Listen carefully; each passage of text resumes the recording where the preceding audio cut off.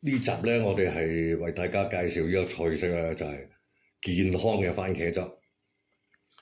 咁我哋所用嘅材料呢，就係車厘茄、乾番茄、粉茄、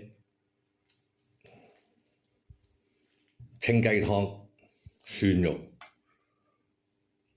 洋葱碎、番茄膏、巴西香草，即係九層塔或者羅勒葉啊。咁啊，黑胡椒碎少許，海鹽、橄欖油。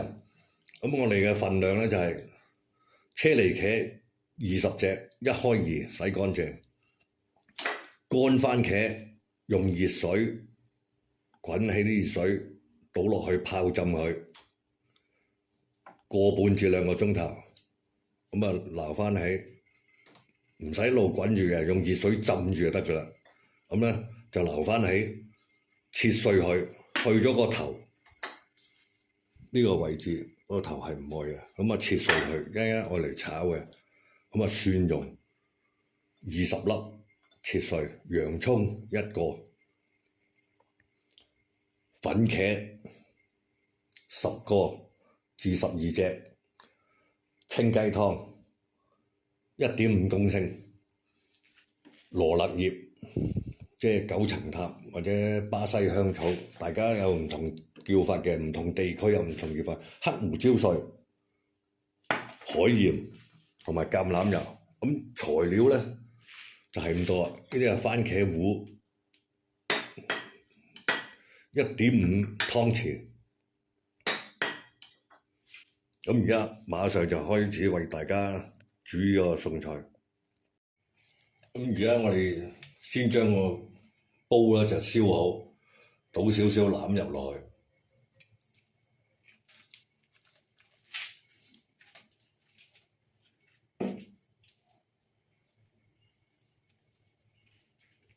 就首先咧就爆咗啲洋葱。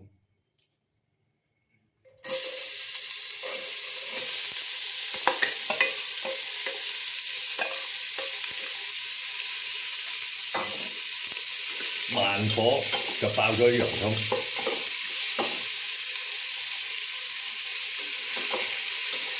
倒埋啲蒜蓉落去，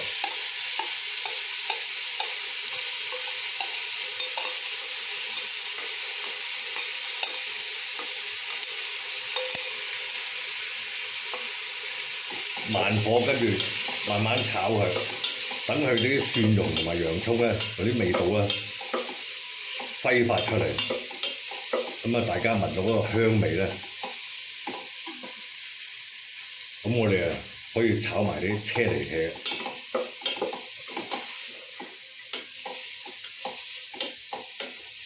因為呢道菜咧就唔可以炒燶嘅，一定要慢慢火炒香啲材料先。咁我哋而家見到啲洋葱咧同埋蒜蓉咧炒到係微微金黃色，喺少少黃色開始融化。咁我哋就將啲車厘茄炒一炒佢。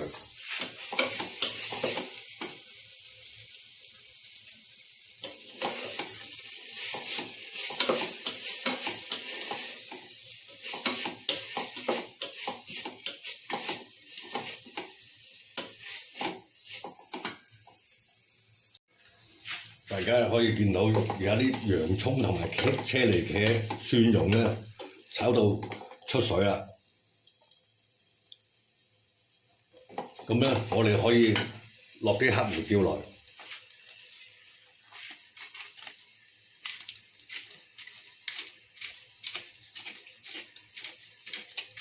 等佢個番茄汁啊香啲。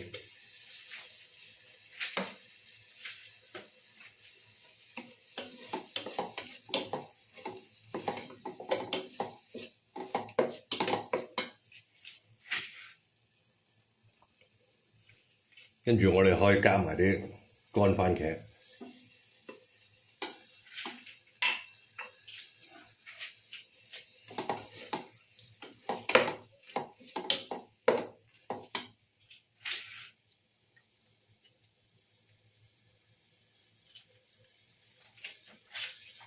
粉茄，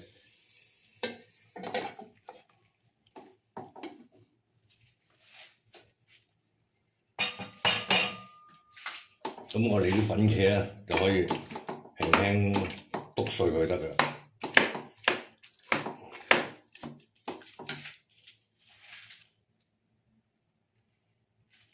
再加埋1.5公升家庭版清雞湯。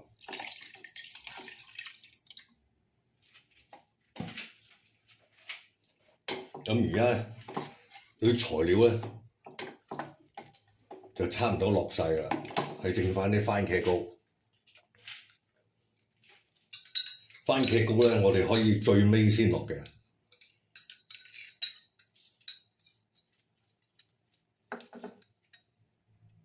咁啊，大火滾起佢。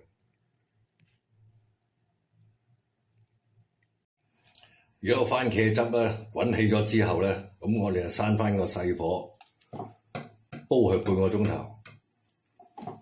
咁咧間唔中咧就揾個蛋拂，將佢啲大嗰啲番茄、粉茄、其他嗰啲番茄咧，咁啊整碎佢、整溶佢。佢慢慢一路煲咧，佢自己一路軟化會溶噶啦。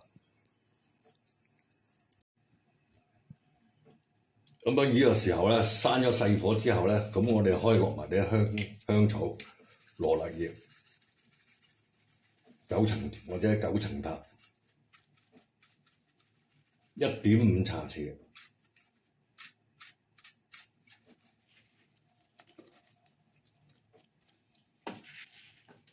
咁啊，落埋啲茄膏，就等待。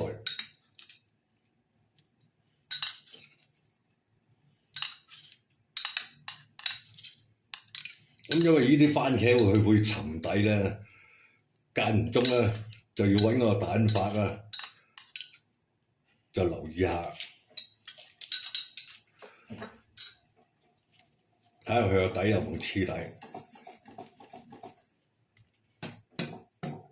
咁而家大概呢個過程咧就已經係差唔多啦。咁我哋係等佢慢慢炆下啲乾茄，同埋咧個汁咧收結啲。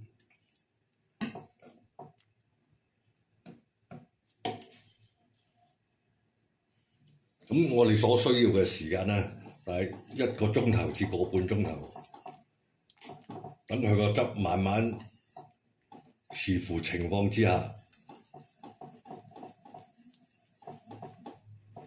就唔使成日撩住嘅，間唔中去睇一睇得㗎啦。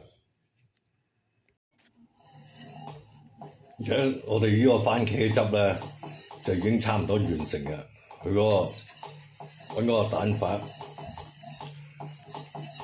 不停咁臨尾咁拂佢，咁佢個濃度咧，大家可以睇到嘅係好濃郁嘅番茄汁嘅。呢個番茄汁咧就已經係完成啦。佢煲到呢個過程咧，佢個汁咧係慢慢收乾佢，收到佢好似醬咁。咁點解會做呢個番茄汁咧？因為之後咧有好多菜式咧都係要配合呢個番茄汁嘅。我哋呢個視頻係以健康為主，所以咧好多時咧我哋係冇咩其他醬料落嘅，最多都係鹽啊、胡椒粉啊，我哋冇乜添加劑，冇其他材料嘅，全部都係天然食品製成嘅嘢。咁大家睇下呢個番茄汁咗。